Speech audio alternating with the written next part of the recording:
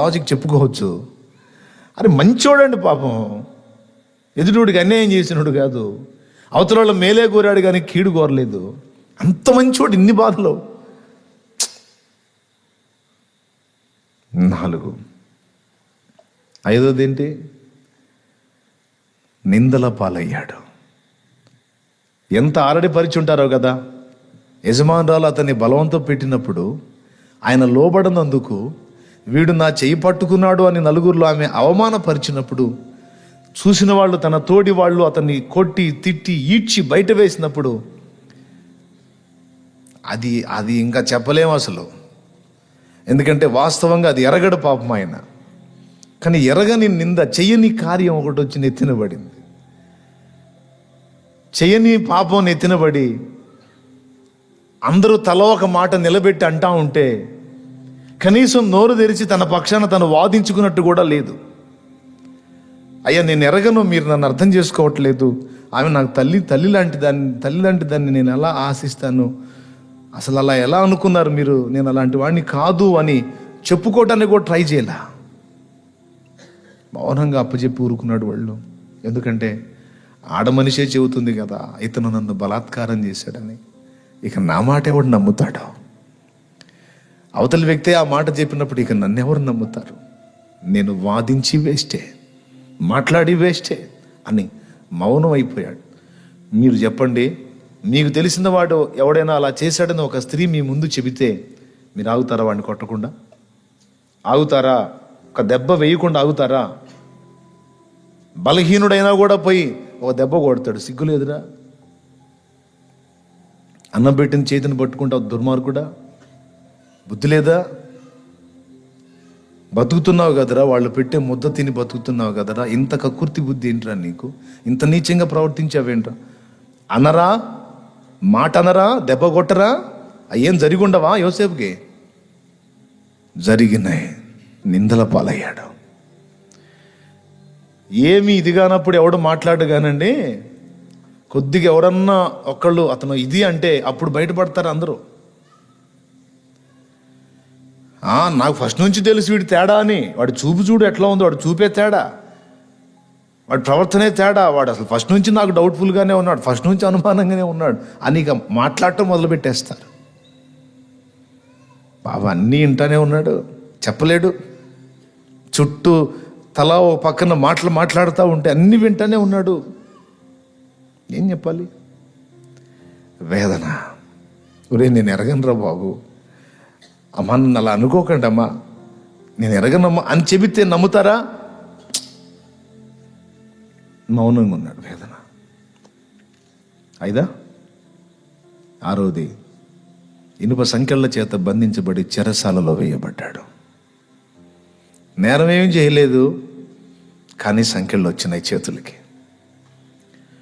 చెడిపోయినోడా, మంచోడా, దేవుణ్ణి ద్వేషించినోడా, ప్రేమించినోడా, తండ్రికి విధేయుడైన కొడుక, అవిధేయుడైన కొడుక? మరి అవిధేయులు ఎలా ఉన్నారు? విధేయుడిని నమ్ముకొని ఆ సొమ్ముతో కులుగుతున్నారు. ఓ చిన్న అబద్ధంతో తండ్రిని బురిడి కొట్టించి ముసలోడిని భలే మోసం చేశాంరా అని ఆనందపడుతున్నారు. తప్పు చేసిన వాళ్ళేమో ఆనందదాయకంగా జీవిస్తుంటే పాపం ఏ తప్పు లేకుండా నిజాయితీగా ఉన్నోడేమో నింద పాలైపోయాడు, సంకెళ్ళ పాలైపోయాడు. ఊహించండి, కోపం రావట్లేదా దేవుడి మీద? ఇదేమి న్యాయం? ఇదెక్కడే ధర్మం? ఏదన్నా అలాంటివి వస్తే ఆ దుర్మార్గులకు రావాలి, చెడిపోయిన వాళ్ళకి రావాలి, మంచి వాళ్ళకేంటి? నీతి నిజాయితీ అని బతికే వాళ్ళకేంటి ఈ పరిస్థితుల్లో? ఎందుకు ఈ బాధలు? చాలాసార్లు మనకు అనుకుంటాం ఈ మాటలో, మంచిగా బతికే వాడికి లేదన్నయ్య, నీతి న్యాయం లేదు అని అంత అవినీతి మార్గంలో వెళ్ళేవాడికి రోజులో మంచిగా బతికేవాడికి లేదన్నయ్య అని కొంతమంది అన్నంగా కూడా నేను విన్నాను. Praise the lord. హల్లెలూయా చెప్తారు గట్టిగా, హల్లెలూయా. చెరసాలలో వేదన పడ్డాడు. ఇక వాళ్ళు ఏది జీవితే అది చేయాలి. బానిస కన్నా కొంచెం స్వేచ్ఛ ఉంటుంది చెరసాల్లో. బానిస అన్న కాస్త బయట తిరిగే ఛాన్స్ ఉంటుంది. చెరసాల్లో ఉన్నోటికి అంతా లోపలే. అధికారి వచ్చినప్పుడు అలా కొట్టొచ్చు, తిట్టొచ్చు, ఏమైనా చేయొచ్చు, ఏమైనా జరగవచ్చు. టయానికి ఫుడ్ పెట్టొచ్చు, లేకపోతే పెట్టకపోవచ్చు. మంచి ఆహారం ఇవ్వచ్చు, చెడ్డ ఆహారం ఇవ్వచ్చు, చెప్పలేము. నేరస్తులకి మంచిగా చికెన్ బిర్యానీలు పెడతారా? ఏదో ఉన్నది తినాలా, ఏందంటే పగిలిపోద్ది. చెరసాలలో వేదన పడ్డాడు. 7వది, నమ్మకంగా సాయం చేస్తామని నమ్మించి పక్కకెళ్ళి మర్చిపోయిన వాళ్ళ వల్ల వేదన పడ్డాడు. నా కల వచ్చిందని ఇద్దరు చెప్పారు, భక్ష్యకారుల అధిపతి, పానదాయకుల అధిపతి. సరే, ఈ ఉన్న సంగతి చెబుతాం, ఒకడన్నా నా పట్ల మేలు చేసే అవకాశం ఉందని ఆశించి, అయ్యా ఆ ఒక్కడికి చెప్పుకున్నాడు, చెయ్యని నేరానికి నేను ఇలాగా బందీనయ్యాను, నువ్వు బయటికి వెళ్ళి మళ్ళా ఫరో గారికి నువ్వు పానీయం అప్పగిస్తావు, మళ్ళా పాత్రను అందిస్తావు. అలా అందించినప్పుడు రాజుగారికి ఒక్క మాట చెప్పవా, నేను తప్పకుండా దేవుడు అక్కడ తీసుకెళ్ళి మళ్ళీ నిన్ను ఆ డ్యూటీలో పెట్టేస్తాడు, నీ ఉద్యోగం నీకు వస్తుంది, నీకేం కాదు. అలా నువ్వు వెళ్ళి నువ్వు ఆశీర్వదించబడ్డప్పుడు నన్ను గుర్తు చేసుకుంటావా? ఒక్కసారి రాజుకు ఒక్క మాట చెప్పు, ఈ చెరసాల జీవితం కొంచెం దుర్భరంగా ఉంది, కొంచెం నీకు ఏదైనా అవకాశం ఉంటే చెప్పు అంటే, భలేవాడిరే, అస్సలు నేను బయటికి వెళ్ళగానే ఫస్ట్ చేసే పని అంటే తెలుసా, నువ్వు చెప్పిన ప్రకారం నాకు జరిగితే, నేను డ్యూటీలోకి వెళితే ఆ మొదటి రోజే నేను నీ గురించి రాజుతో మాట్లాడతాను, నేను బయటికి తీపిస్తాను యోసేపు, అస్సలు మాట తప్పనుగా అంటే పాపం ఆశపడ్డాడు. 1 రోజు అయింది, 2 రోజులైంది, 3 రోజులైంది, 4 రోజులైంది, 5 రోజులైంది, ఏ సమాచారం రాలా. ఎవరైనా సైనికులు చక వస్తే నా కోసమే వస్తున్నారేమో, నన్ను బయటికి తీసుకెళ్ళటానికే వస్తున్నారేమో అని పాపం పరితపించాడు.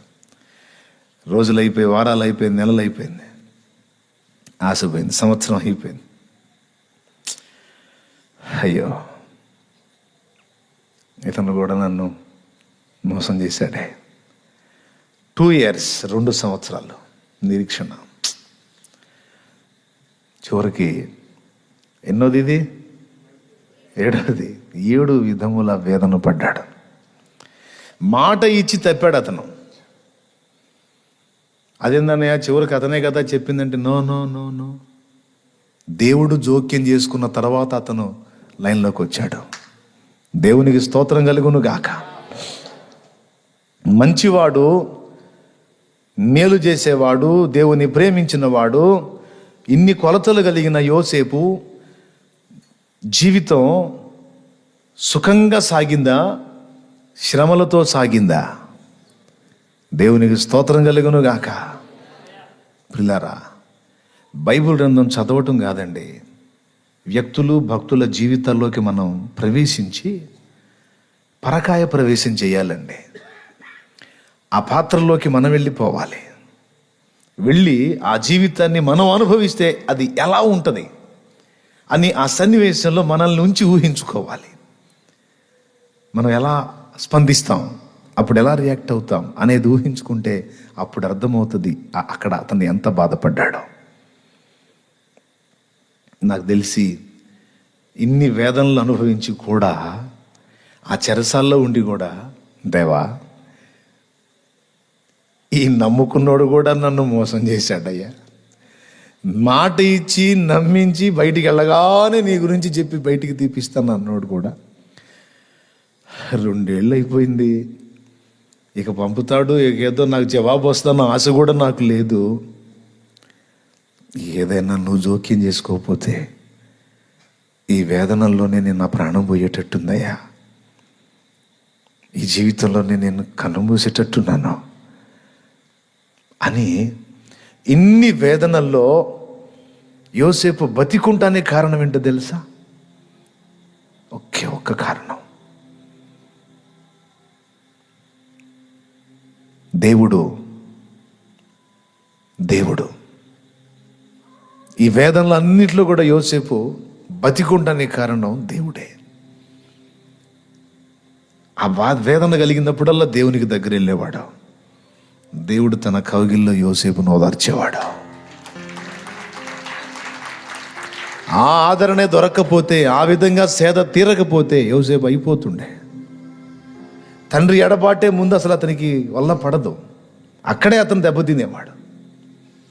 ఏ జ్వర పీడితుడయ్యో, ఏ రోగ పీడితుడై చచ్చిపోయి ఉండేవాడు.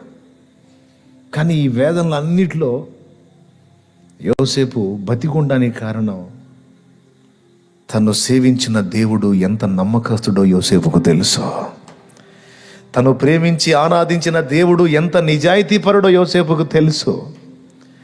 అందుకే అన్నీ చూస్తున్నాడు కదా, ఆయనే న్యాయం తీరుస్తాడులే. ఈరోజు నేను దుఃఖపడుతున్నాను, ఇది నాకు పర్మనెంట్గా ఉండనీయడులే. దేవుడు నన్ను కాపాడుతాడు, ఆయన నన్ను విడిపిస్తాడు. ఇక మరో ఆప్షన్ ఏముంది మరి, మరో అవకాశం ఏముంది మరి? అది అవునన్నా కాదన్నా ఇక ఉన్న దిక్కు ఆయనే, ఉన్న ఆదరణ ఆయనే. ఇంకొక ఆప్షన్ ఉంటే ఆప్షన్లోకి వెళ్ళిపోతాడని కాదు. ఇక లేదు మరి, ఇక ఎవరు ఓదారుస్తారు, ఎవరు ఆదరిస్తారు? ఉన్నారా ఎవరన్నా? ఎవరు ఆదరించరు, ఎవరు పట్టించుకోరు. అందుకే దేవునితో అంటు కట్టబడ్డాడు. తన ప్రపంచం దేవుని ప్రపంచంతో అనుసంధానం చేసుకున్నాడు. మనుషులు ఎవ్వరూ పట్టించుకోకపోయినా, అందరూ నన్ను విడిచిపోయినా, ఆయన ఒక్కడుంటే చాలు.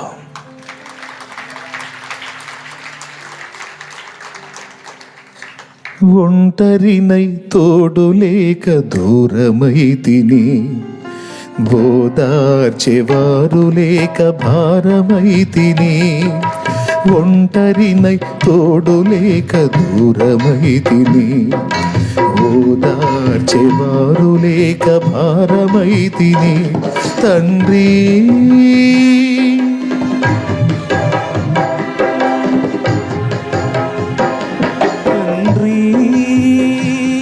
నీ తోడు లేక మోడునై తిని. తండ్రి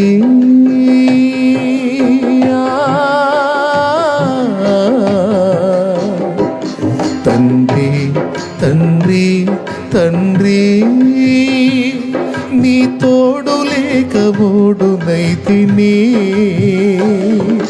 నీ తోడు దొరికాక చిగురించి తిని, నీ తోడు దొరికాక చిగురించి తిని. నీవుగాక నాకు లేరయ్యా, నీవుగాక నాకు లేరయ్యా. నీవే నీవే నా ప్రాణము, నీవే నీవే నా సర్వము. నా ప్రాణ ప్రియుడా నా యేసయ్యా, నన్ను గన్న తండ్రి నా యేసయ్యా. నా ప్రాణ ప్రియుడా నా యేసయ్యా, నన్ను గన్న తండ్రి నా యేసయ్యా. ప్రభువుకు స్తోత్రం చెప్దామా? గట్టిగా చెప్దామా? అయిపోయిందండి. సంపూర్ణంగా వేదనలు అనుభవించాడు. నాకు తెలిసి ఇలానే బాధపడి ఉంటాడు. తన దాసుని ప్రేమను కంప్లీట్గా దేవుడు చూశాడు. యోసేపు, కోపం రావట్లేదా నాయనా నా మీద? నీకు చిరాకేయట్లేదా? అసహ్యం పుట్టట్లేదా నా మీద నీకు? అలగవేమి నా మీద, నువ్వు అసహించుకోవేమి, నన్ను నిందించవేమి, విమర్శించవేమి, ఏం చేసావయ్యా అని అడగవేమి? యోసేపు, నా మీద నీకు కోపం లేదా? అమ్మో, ఎంత మాట తండ్రి, బతకగలనా? ఏం పర్లేదు తండ్రి, ఇంకా ఇన్నైనా పర్వాలేదు. నిన్నని నేను ఎలా ఉండగలనయ్యా, నేను ఎలా అనగలను? నాకు తెలుసు నాయనా, నువ్వు అనవు నాయనా, నువ్వు అనవు. నేనంటే నీకు ఇష్టం, నేనంటే నీకు పిచ్చి. యోసేపు నా కుమారుడా, నువ్వు అనవు. అయిపోయింది. 7 విధాలు అనుభవించావు, ఇక చాలు, ఇంక నిన్ను పరీక్షించలే, ఇంక నిన్ను పరిశోధించనులే, ఇక నీకు విడుదల, నీకు విడుదల. ఇదిగో నేను నిన్ను ఆశీర్వదిస్తున్నాను. దేవునికి స్తోత్రం. హల్లెలూయా. నీ ప్రేమ నన్ను ఎంతో ఆకర్షించింది నాయన. ఒక్క మాట కూడా నన్ను సనగక గొనగక నా కోసమే కనిపెట్టుకున్నావు. నన్ను ఎట్లా స్తుతించాలనిపిస్తుంది నీకు? నువ్వు అనుకున్న మేలులు నేను చేయలేదు కదా. నన్ను గురించి ఎలా పాడుతున్నావు నువ్వు? మోకాళ్ళు నన్ను ఎలా స్తుతించగలుగుతున్నావు నువ్వు? ఎలా నా గురించి ఇతరులకు చెప్పగలుగుతున్నావు నువ్వు? ఎలా నన్ను మహిమపరచాలనిపిస్తుంది నీకు?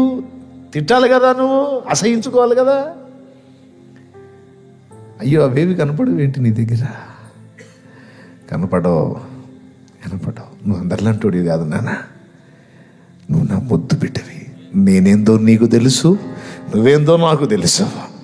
హల్లెలూయా, హల్లెలూయా, హల్లెలూయా.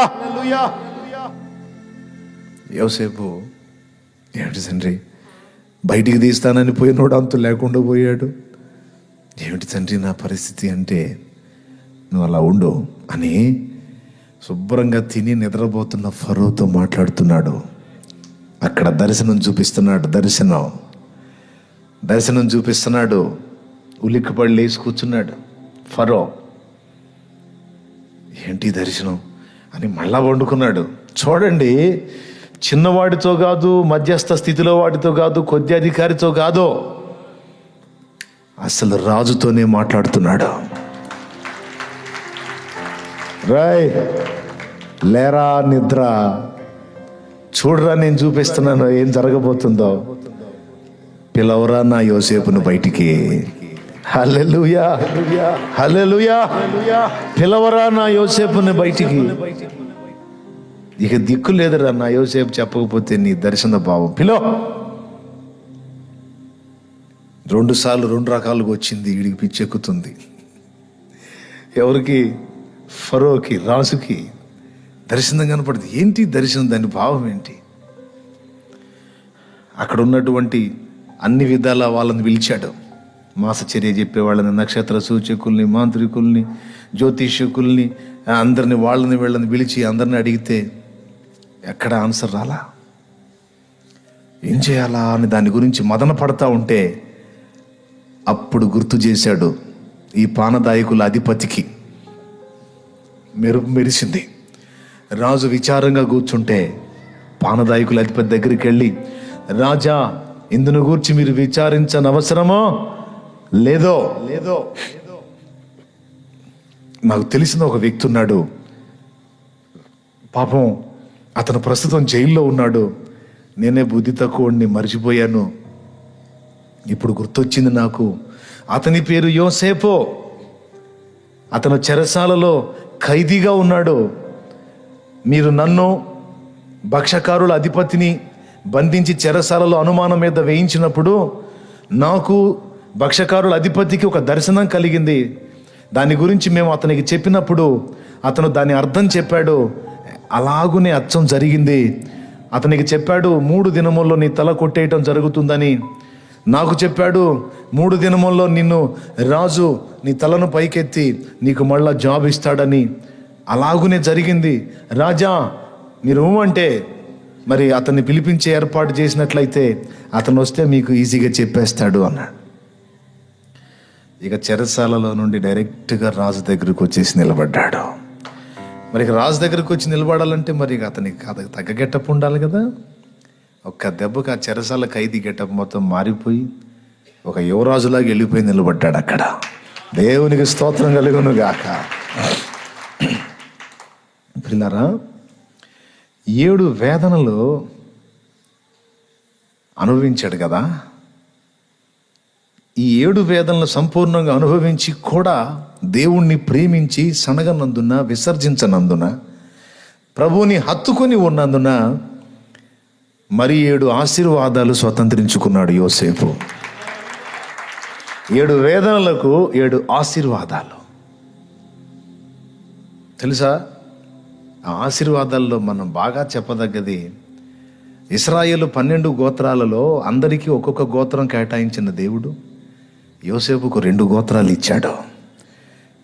యోసేపు 2 పిల్లల్ని గోత్రకర్తల లిస్టులోకి చేర్చి ఆ 2 పిల్లల నుండి వచ్చిన సంతానాన్ని ఇశ్రాయేలు జనాంగంలో చేర్చాడు, వాగ్దాన సంతానంలో చేర్చాడు. మిగిలిన వాళ్ళందరికీ ఒక గోత్రమే, యోసేపుకు మాత్రం 2 గోత్రాలు. ఎఫ్రాయిం, మనష్షే. సంతానపరమైన ఆశీర్వాదం. హల్లెలూయా. రెండవది, పోతీఫెరో యోసేపుకి ఏమవుతాడు? పోతీఫెరో యోసేపుకి ఏమవుతాడు? యజమాని. యోసేపు పోతీఫెరో బానిస. కానీ మీకు ఒక వింత సంగతి చెప్పనా? యోసేపు రాజు దగ్గర ఆధిక్యత పొందిన తరువాత తన యజమానికే యజమాని అయ్యాడు. పోతీఫెరో ఎవరో చూడండి ఒక్కసారి, బైబిల్లో 39వ అధ్యాయం చూడండి, ఆదికాండం.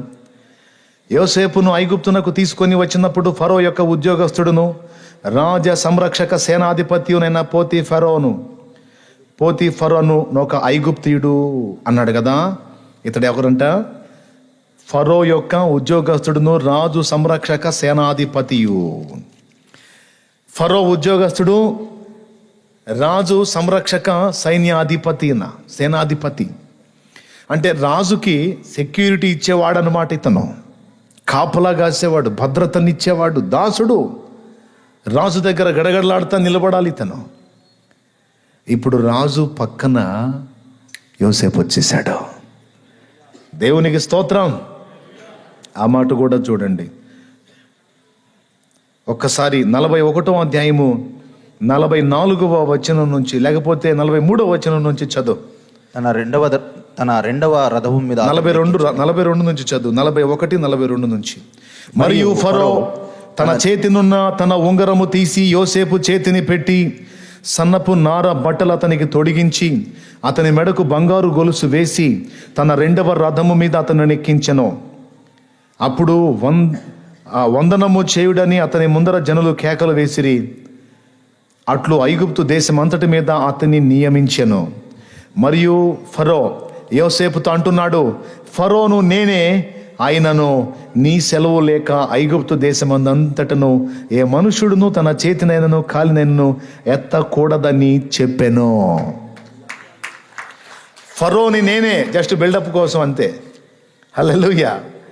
కానీ నీ సెలవు లేక ఎవడో కూడా చెయ్యి కానీ కాలు కానీ ఎత్తడానికి వీలు లేదు అంటే, మరి ఇప్పుడు రాజు సంరక్షక సేనాధిపతి సంగతి ఏంటి? అతను కూడా ఎవరికి లోబడాలి? ఇప్పుడు అతను ఎవరికి సెక్యూరిటీ ఇవ్వాలి? ఇప్పుడు డేంజర్ ఫరోకి కాదు, కాపుదల ఫరోకి కాదు. ఫరో ఇప్పుడు హాయిగా గదిలో కూర్చొని ఆ ద్రాక్షలు తింటూ ఎంజాయ్. ఫరో ఎందుకు తెలుసా? ఒక నమ్మకమైనటువంటి వ్యక్తి దొరికాడు ఫరోకి. ఒక నమ్మకమైన బాధ్యత నెరిగి చక్కగా అన్ని బాధ్యతలు అద్భుతంగా నెరవేర్చి అతని కంటే కూడా దేశాన్ని క్షేమంగా కాపాడగలిగిన యోధుడు దొరికాడు. ఇప్పుడు ఇంకేం దిగులు?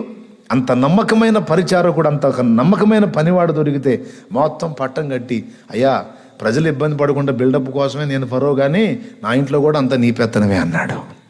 దేవునికి స్తోత్రం కలుగునుగా. ఇప్పుడు రాజ వ్యవహారాన్ని చక్కబెట్టేవాడెవరు? యోసేపు. రాజ బాధ్యతలన్నీ చక్కబెట్టేవాడెవరు? ఐగుప్తు దేశం అంతటి మీద అతన్ని నియమించను అన్న మాట మర్చిపోవద్దు. అవునా? ఇప్పుడు పోతీఫెరో ఎవరికి సెక్యూరిటీ ఇవ్వాలి? సెక్యూరిటీ ఎవరికి ఇవ్వాలి? ఇప్పుడు యజమానుడు అని ఎవరిని పిలవాలి? యజమానికే యజమానిని చేశాడండి. చూడు అసలు ఎట్లా సింకు చేస్తాడో. దేవునికి స్తోత్రం కలుగును గాక. హల్లెలూయా.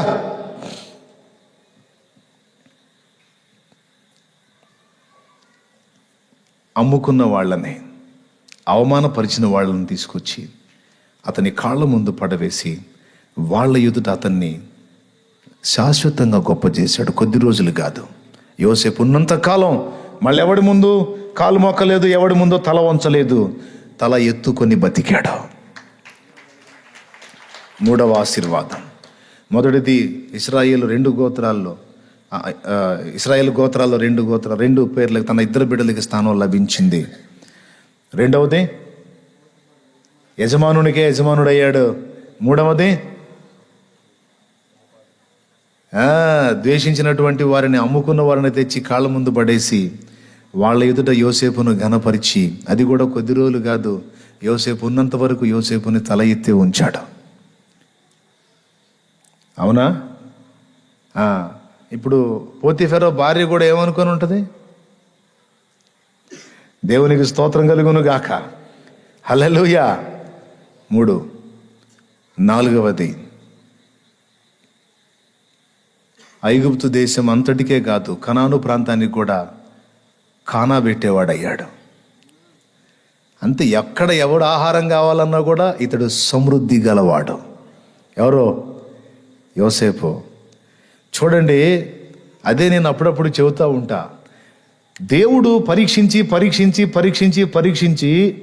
ఒక్కసారి డోర్ ఓపెన్ చేసి ఆశీర్వదించటం మొదలు పెడితే ఎక్కడ దాచాలో కూడా అర్థం కాదు. అంత సమృద్ధి ఇవ్వబడిద్ది. పరీక్షించి అని ఓపెన్ చేశాడు ఆ డోరు. ఇక మనం ఎక్కడ దాచాలో కూడా అర్థం, అంత సమృద్ధిని ఇస్తాడు ఆయన. నీ గిన్నె నిండి పొర్లి పారేటట్టు చేస్తాడు. తరిగిపోని దీవెన, అయిపోని ఆశీర్వాదం నీకు లభించేటట్టు చేస్తాడండి ఆయన. యోసేపుకి అట్లా చేశాడు. ఆయన కడుపు ఒక్కటే నింపుకున్నాడా? దేశం మొత్తం మీద నియమింపబడ్డాడు కదా. మళ్ళీ చూడండి, ప్రజలందరూ వచ్చి, అయ్యా మాకు ఆహారం ఇవ్వంటే తప్పకుండా ఇస్తాను, ఆహారం ఇవ్వనని ఆపలా, ఇస్తానని ఇచ్చాడు. మళ్ళీ పాపం తనను నియమించినటువంటి రాజుకు అన్యాయం జరగకుండా వీళ్ళ దగ్గర నుండి పైకం అతనికి ఇప్పించి, దాన్ని విప్పించి, తనను నమ్మినటువంటి రాజుకు అన్యాయం చేయలేదు, తనను నమ్ముకొని వచ్చిన ప్రజలకి అన్యాయం చేయలేదు. ఇద్దరిని కాపాడుకున్న నీతిమంతుడు ఆయన. సొంత వాళ్ళని, అన్యుల్ని కూడా కాపాడి పోషించి పెట్టాడండి. అంత ఇచ్చాడు యోసేపుకి దేవుడు. దేవునికి స్తోత్రం కలుగును గాక. హల్లెలూయా. ఇంకేం చేశాడు? ఇంకేమేమి ఆశీర్వాదాలు పొందాడు? తండ్రిని మళ్ళా రథం మీద ఎక్కించుకొని తీసుకొచ్చి తన యొద్ద చేర్చుకున్నాడు. అసలు సన్నివేశాలు అన్నిట్లోకి సూపర్గా ఉండే సన్నివేశం అదే. అన్నలకి తను తాను కనబరుచుకున్న తర్వాత, అన్న నాన్న బ్రతికే ఉన్నాడా, క్షేమంగా ఉన్నాడంటే, బాగున్నాడయ్యా, బతికే ఉన్నాడు, కానీ నీ గురించి చాలా బాధపడ్డాడు యోసేపు. పర్లేదన్నా, ఇదిగో రథాలు ఉన్నాయి, తీసుకెళ్ళండి, నాన్నను తీసుకొని రండి, నేను ఈ రాజ్యం మొత్తం మీద బాధ్యతలో ఉన్నాను, లేకపోతే నేనే వచ్చేవాడిని. మళ్ళీ కొన్ని రోజులు జర్నీ అయింది కదా, ఈ టైంలో మళ్ళీ ఇక్కడ ఆయన అన్ని నన్ను నమ్మి బాధ్యత అప్పచెప్పాడు. నేను అక్కడికి వస్తే మళ్ళీ టైం నాకు ఇక్కడ ప్రజలు అన్యాయం అయిపోతారు, అందుకని నేను ఈ విధుల్లో ఉండాలి కనుక మీరు వెళ్ళి నాన్నని తీసుకొని రండి, ఇగో రథాలు తీసుకెళ్ళండి అంటే బయలుదేరారు. బయలుదేరితే ఏమన్నాడో తెలుసా? అన్న మిమ్మల్ని నాన్న నమ్మడన్నా మీరు చెబితే, యోసేపు బతికున్నాడంటే నమ్మరు. అందుకని ఇదిగో ఈ రథాల నిండా ఈ సామాగ్రి తీసుకొని పొండి, ఈ వస్తువులు, ఈ సామాగ్రి, ఈ సరుకులన్నీ తీసుకొని పొండి, అప్పుడు కొంచెం నమ్మే అవకాశం ఉంది. ఎందుకంటే ఇవన్నీ వాస్తవంగా మీకెవరు ఇవ్వరు, మనకెవరు ఇవ్వరు, కానీ ఇవి నేను పంపించాను అంటే ఖచ్చితంగా నాన్నకు తెలుసు. నేను అనుకుంటాను అందులో యాకోబుకి ఇష్టమైనవేవో పంపించి ఉండొచ్చు యోసేపు అనుకుంటాను నేను.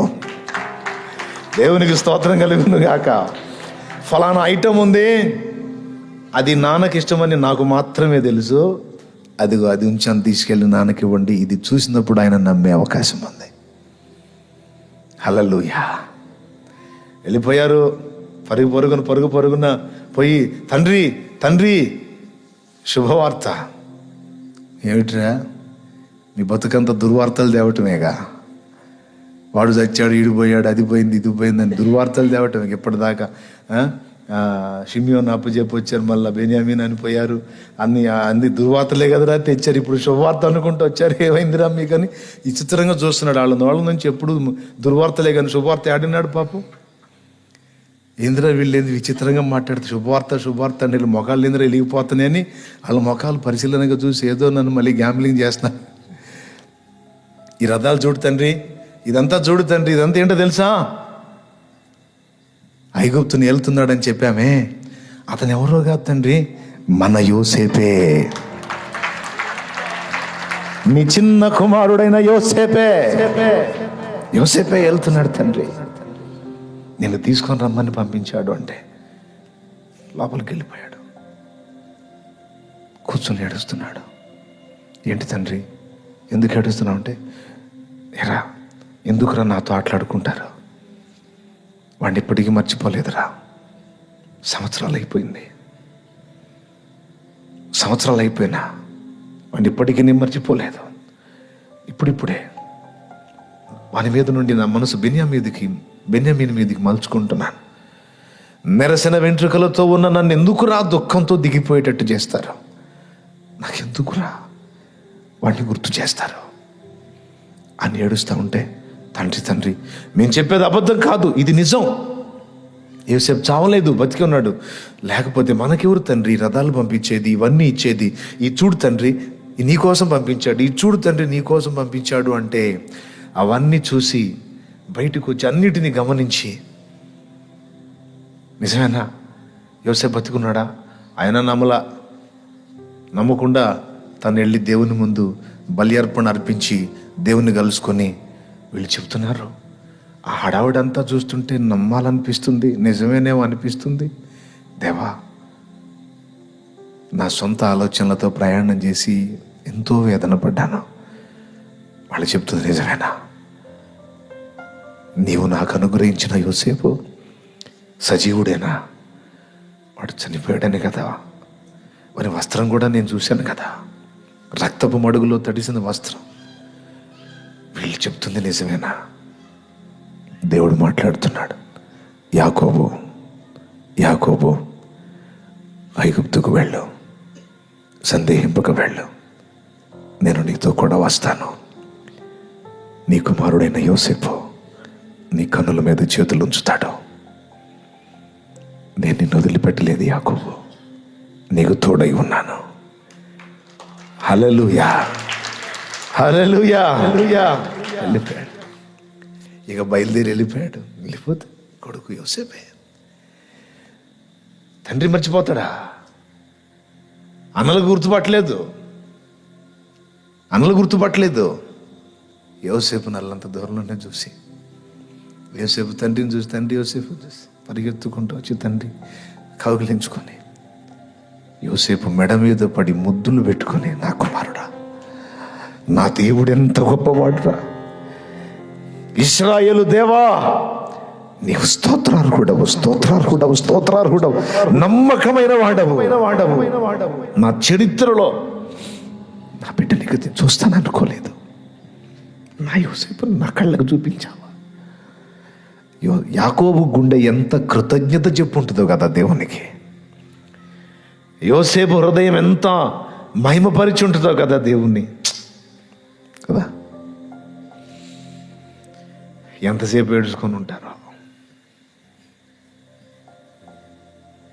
నాకింతే చాలు, ఇక నా ప్రాణం పోయిందో నాకు ఇబ్బంది లేదురా. యోసేపు, నిన్ను చూశాను, నాకింతే చాలు. ఈ క్షణాన నన్ను దేవుడు తీసుకున్నా పర్వాలేదయ్యా, నా ముద్దుల కొడుకు రాను. లేదు తండ్రి, నువ్వు వెళ్ళిపోవటం కాదు, ఇక్కడ ఉండాలి. నేను నీకు చేసేవన్నీ నువ్వు అనుభవించాలి, చూడాలి, సంతోషించాలి. నీ కుమారుణ్ణి దేవుడు ఎంత హెచ్చించాడో, అన్య జనుల మధ్య ఎంత ఘనపరిచాడో, ఎంత ఆశీర్వదించాడో, ఎంత ఆధిక్యత ఇచ్చాడో, ఎంత ఘనపరిచాడో. నువ్వు చూడొద్దు, నువ్వు సంతోషించొద్దు. నువ్వు చూడనప్పుడు, నువ్వు సంతోషించినప్పుడు ఇక నేను నాకెందుకు తండ్రి? నేను అనుకున్న తండ్రి దేవుడు నాకు అన్యాయం చేయడు, నాకు సహాయం చేస్తాడని. నా ప్రియమైన దేవుని బిడ్డలారా, ఈరోజు ఒక మాట మళ్ళా నన్ను చెప్పనివ్వండి. నువ్వు లాస్ అయిపోయిన నీ కుటుంబ సభ్యుల్ని, నువ్వు మిస్ అయిన నీ కుటుంబ సభ్యుల్ని, నువ్వు కోల్పోయిన నీ వారిని నువ్వు అనుకుంటున్నావు, అయ్యో నాకు లేకుండా పోయారు, వెళ్ళిపోయారు అని. దేవుడు మాట్లాడుతున్నాడు, లేదు, ఒకరోజు రాబోతుంది త్వరలోనే. నేను కోల్పోయాను, వారి లోకం నుండే వెళ్ళిపోయారు అని అనుకుంటున్న నీ వారిని నీకు దేవుడు చూపించబోతున్నాడు. నీకు చూపించబోతున్నాడు దేవుడు. ఎవరిని మిస్ కావును. కనీసం నిన్ను ప్రేమించి నీ కోసమైనా నీ వారిని దాచిపెడతాడు ఆయన. ఎందుకంటే వారిని నువ్వు ఇష్టపడతావు కదా, నీ ఆనందం కోసమైనా నువ్వు మిస్ అయిన వాళ్ళని నీ కోసం దాచిపెడతాడు, నీకు అప్పగిస్తాడు. ఏడ్చావుగా, ఎందుకు ఇలా చేసావు, అందుకు అలా చేసావు, ఎందుకు ఇలా చేసావు అని సణిగి గొండిగిందని అన్నావుగా. ఎక్కడికి వెళ్ళారు? యాకోబుకి యోసేపునిచ్చిన దేవుడను నీకు నీ వారిని ఇవ్వలేనా? నన్ను దాటిపోయేవారెవరు, నన్ను కానకుండా పోయేవారెవరు ఎక్కడికి పోతారు? అందరూ నా దగ్గరే ఉన్నారు, వాళ్ళందరినీ నీకు చూపిస్తాను అంటున్నాడు దేవుడు. నువ్వు మిస్ అయ్యాను అనుకున్న నీ వారిని, నీ తల్లిని, నీ తండ్రిని, నీ తోబుట్టువులనే, నీ సంతానాన్ని నీకు చూపిస్తాడు ఆయన. నిజం నిజం నిజం. మనసారా స్తుతించు దేవుడిని. హల్లెలూయా చెప్పు, మనసారా చెప్పు హల్లెలూయా.